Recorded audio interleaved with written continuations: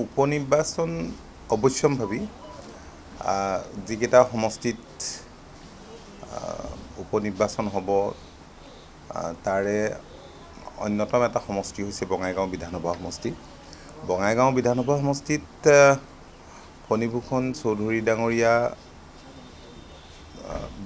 বিধায়ক হৈ আছিল আৰু 2021 অষ্টমবাৰৰ বাবে অসম বিধানসভালৈ তেখেত নিৰ্বাচিত হৈছিল। সমষ্টিটো অসম গণ পৰিষদৰ দুৰ্গসদৃশ আৰু উপনিৰ্বাচনৰ কাৰণে আমি সাজু হৈছোঁ।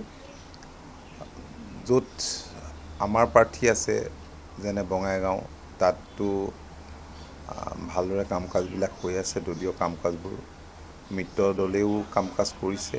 মাননীয় মুখ্যমন্ত্ৰী এবাৰ গৈও আহিছে, কেওটা দলৰ কৰ্মকৰ্তাক সম্বোধিও আহিছে, পৰামৰ্শও দি আহিছে, দিহা পৰামৰ্শ। আৰু আমিও গৈছোঁ, আমাৰ দলৰ সতীৰ্থসকলো গৈছে।